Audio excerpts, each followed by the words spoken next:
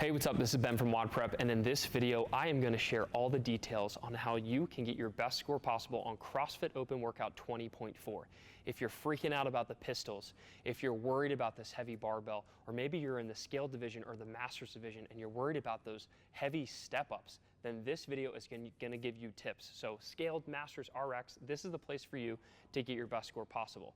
Also, if you're someone who would like to win a free CrossFit Level 1 certification for you, maybe a family member or a friend at your gym, stick around to the end of this video. WODprep is giving away a free CrossFit Level 1 certificate, and I'll share the details at the end of this video. Next, if you are a masters athlete, we have something really cool that masters athletes are saying is the best thing to ever happen to their training. If you want to learn about that, you can also stick around to the end. There's a lot of good stuff coming at the end, but before we get there, it's time to help you get your best score on 20.4.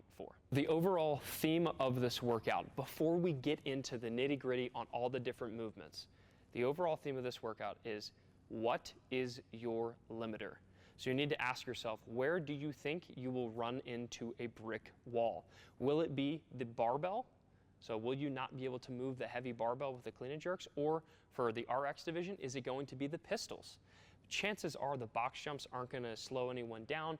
The step-ups are a great alternative that I'm actually going to suggest a lot of people use. We're going to talk about box jumps in a second. But if you're in the scaled division, it's probably going to be that heavy barbell. So the barbell gets heavy for both divisions. So where is your limiter? The goal in this workout is not to sprint as fast as possible, because chances are if you sprint as fast as possible, at some point you're going to run into a brick wall well before that 20-minute cap. So what we want to do is we want to move through this workout at a steady pace, knowing that for most of us humans, we're not going to finish. Move through the workout at a steady pace and allow us to have enough energy to attack the limiter once we get there. So if you can't do any pistols, your whole goal in this workout is to get to the pistols feeling good and then leave yourself plenty of time to work on and execute on the pistols using the tips that we share in this video. If your limiter is going to be that heavy barbell, maybe for the guys, maybe that 225-pound barbell, you've never done that before. Your goal is to get to that barbell feeling good, not feeling crushed, not breathing really heavy, but just feeling good. Get to that barbell and then be able to move it. Just one rep will ascend you up that leaderboard and help you get a great score. So that's the overall strategy and the overall mental thing that I want you thinking about going into 20.4. So to start, let's talk about the box jumps. The box jumps can either be box jumps or box step-ups. The fastest way to execute these box jumps, without a doubt, is the rebounding technique. Now, the rebounding technique is where I do not rest at the bottom, I don't really rest at the top, and it's definitely the fastest thing. But I will make a major caveat that I want every single one of you watching to listen. The rebounding box jump is a dangerous movement. It has a long history of causing people to rupture their Achilles tendons. If I'm not mistaken, I know Julie Fouché, and I could be mistaken there, but I'm pretty sure Julie Fouché is one of the most famous athletes that's had their Achilles ruptured doing rebounding box jumps. I personally know several athletes who have ruptured their Achilles doing rebounding box jumps. Personally, WODprep's take on this is don't rebound your box jumps. There's a couple other options that are almost just as fast. This workout is not a box jump workout. They're just kind of annoying things that are in the way between the heavy cleans and then eventually the pistols. So don't try to blow through the box jumps as fast as possible. Just get through them and don't get injured. So what I'm suggesting that's slightly slower than the rebounding box jump is either the jump up and step down, or another cool thing that not a lot of people do is the step up, jump down. That is a technique that might take a little getting used to, but it's actually extremely quick. So if you're able to test it out before the workout, I would suggest trying either of these techniques. Again, the jump up and step down, you can step down with the same leg every single time. It doesn't really matter. It's just a great way to not fatigue yourself and not ruin yourself on that jump down. The step up and jump down is a great way that has no explosiveness. So you're not ruining that hip pop that you might want to save for the cleans or the jerks. It's a really interesting kind of quirky movement, but personally, this is probably what I'm going to try in the workout. And then the slowest version, but it can actually still be pretty fast, is the step up. Now, I was reading through the standards, and from what I can tell, there is no alternating rule for the step-ups. For the pistols, obviously, when we get to the pistols, you have to alternate. But if you're doing step-ups in this workout, in theory, based on what I saw, you can step up and step down with the same leg every single time. So if you are going the step up route, I would recommend making sure that you touch and go every single rep. If you want to get a great flow for this touch and go, step up with your left, step down with your left. So you always lead with the same foot, and that allows you to touch the other foot and go. So here's a video kind of demonstrating that. You can step up with the left, step down with the left, and that's going to allow you to touch and go with that right and be really, really fast and efficient. And then if you want to alternate, you can easily do that by going left up, left down, right up, right down. If you just think about which foot is leading the charge, that's going to help you get into a great rhythm, and you won't be stuck shuffling around, and it can actually make those step-ups really, really quick. One thing that's really important to note, this is a new standard from what I can remember for this year, is that we cannot use the corner technique. This is a technique that I've talked about in the past and a lot of people use successfully. You can't use the corner of the box. That is a no rep. So you have to use the flat surface, and also make sure, I see it every single year and it really makes me mad, you can't press off of your leg on the way up. If you saw the announcement, you saw Jason Carroll stepping down and he was actually assisting himself on the way down. That's legal, but you can't assist yourself on the way up. So make sure you don't do that, and make sure if you're judging, you call people out on it. Let's move on to the clean and jerk. So just like we talked about with the box jumps, we're going to talk about a few different versions of the clean and jerk. So when you are using a light barbell, so I'm using light in air quotes because maybe the barbell is never light for you, in which case ignore this tip. But on the lighter barbells, I'm going to suggest a power clean into what I call a quick jerk. So that's simply where I'm catching that power clean in that slight dip, and then from the slight dip, I immediately jerk the barbell overhead into like a push jerk.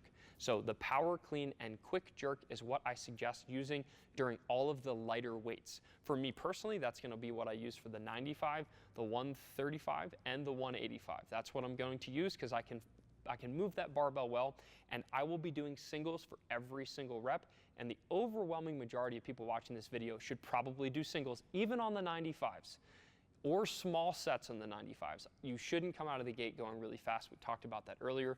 As the barbell gets heavier, so when you start getting really fatigued, when you lose that explosiveness from your legs, then you should probably move to something a little bit slower. That could still be a power clean into a split jerk. So the push jerk will take a lot of energy and it might get a little sloppy. So if you start feeling sloppy, you can always power clean into a split jerk really quickly. Or if need be, you can power clean, reset yourself, and then do whatever the strongest jerk is that you have. So if you're better at push jerk, then stick with the push jerk as long as you want.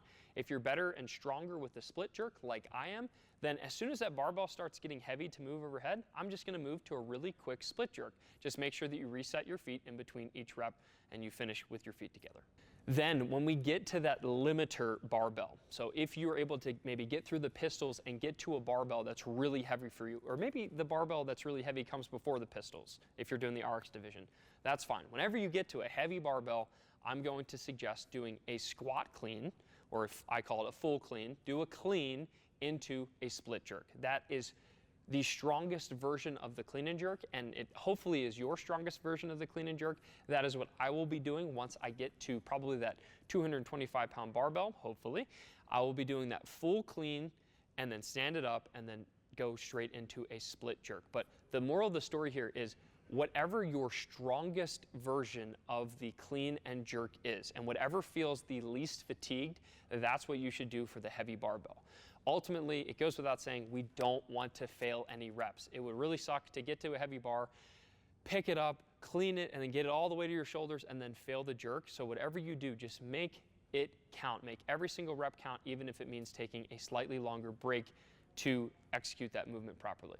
When it comes to setting up the barbell, one thing I'm going to suggest that you do, this is something that not a lot of people know. A lot of people just put on the spring clip and they put it on normally with the handles facing out. They'll slide the clip on and that's great. Unfortunately, if we're doing singles and we're dropping that barbell, it has a high propensity to let the plates slide around. So as you can see here, I'm able to rip the plate off really easily when I just put the normal spring clip on in the normal fashion.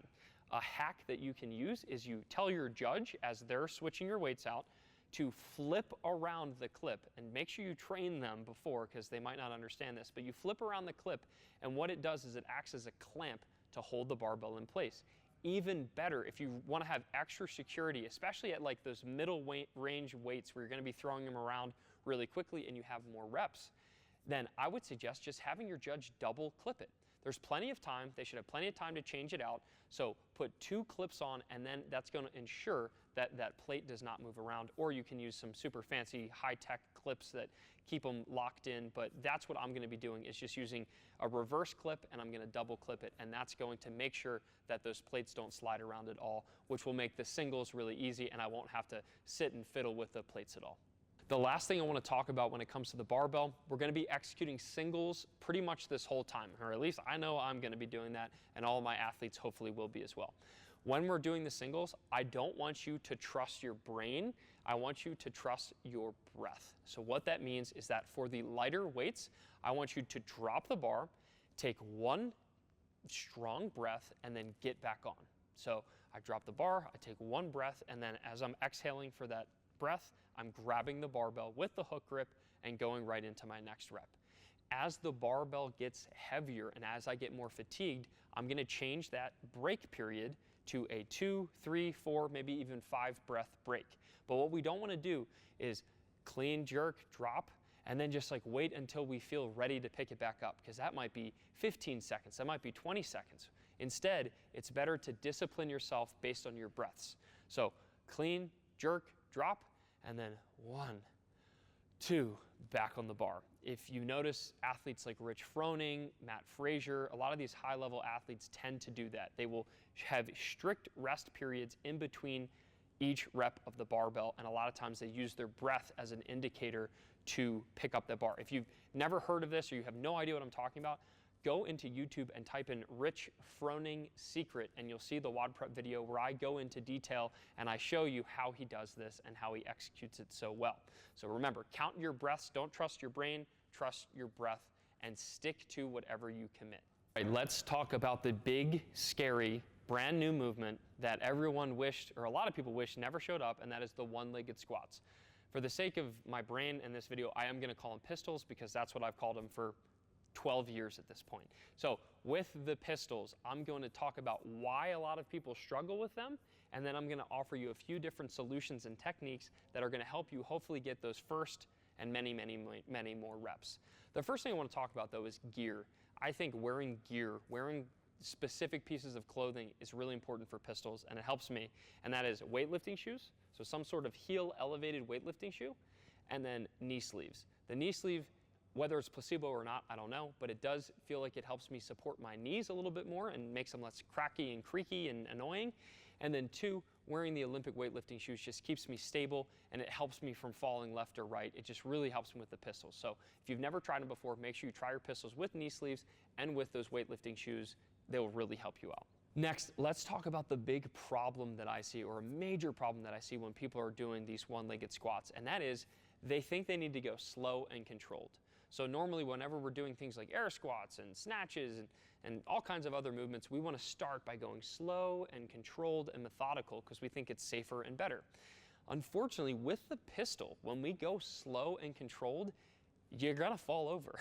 I've seen it so many times, and that's what used to happen to me. Whenever I lower myself down really slowly and controlled, I lose balance and I'm spending too much time in a compromised, awkward position. So if you're not used to hanging out at the bottom of a one-legged squat, then you probably should spend as little time there as possible. So rather than going slow and controlled, my big tip for you is to move quickly through the pistols. So the one way you can do that is by using what I call the step-in technique. So that's where each rep I'm leaning forward and stepping into each rep. It's really important that you obviously step in, stand all the way up before letting that second foot plant on the ground so that you get the full rep. But when you are moving forward into each rep, it really helps balance you for some reason. And if you've never tried it out, please test it out. It really, really works. Another technique that you can do is the side-to-side technique. So this is another technique that works well, and it's worked well for me in the past.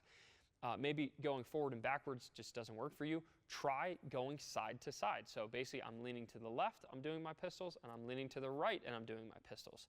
And if you do it with a little bit of style and maybe some good music in the background, this is basically what I'm now calling the dab pistol.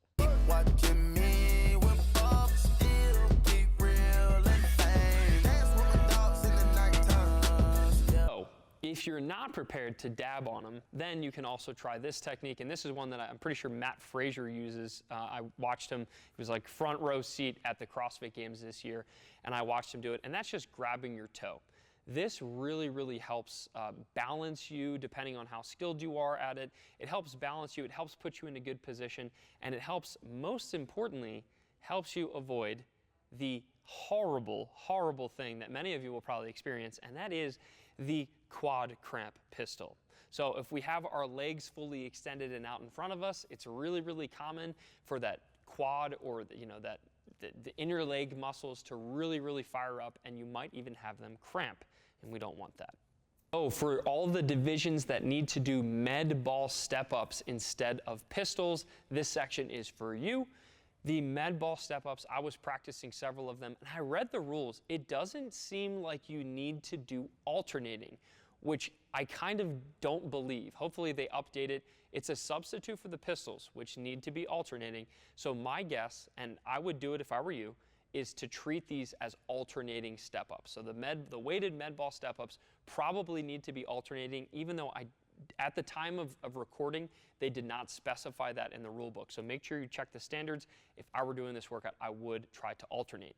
So regardless of which version you do, if you're doing the med ball step-ups, a lot of people are gonna hold the ball here on their shoulders, or, I mean, my goodness, if you hold it in front of you, I think that's a terrible idea. This is not the place to hold it, because all you're doing is taxing the shoulders, and they're gonna be used for the front rack of that clean. So rather than holding the ball in front of you, or rather than holding the ball on your shoulders, I'm really suggesting to hold the ball just nestled right behind your neck. So it actually sits really well. You kind of just like look down a little bit, and it creates a platform, and you're literally supporting that weight on your neck. It's just like the dumbbell step-ups we did the other year. I think it was last year.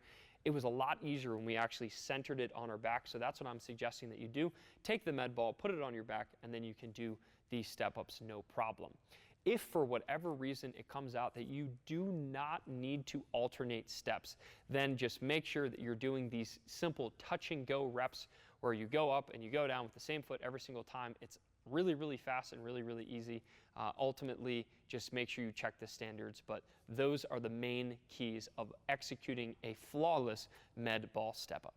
Are you a master's athlete? If you are, I want to tell you about something really cool that we have here at WODprep. Masters athletes are calling it the best thing to ever happen to their training, and that is WODprep Plus. WODprep Plus is a community where the WODprep team coaches you, the master's athlete, on how to level up your training. So it's my opinion that just following programming is not following coaching. So if you want real coaching and coaches that actually care about you and analyze your videos and give you exact strategy and hop on live coaching calls, then WODprep Plus is for you, and it's still available at a ridiculously cheap price. So make sure you check out the description or the top comment below. I've pinned a link for you to go check out WODprep Plus.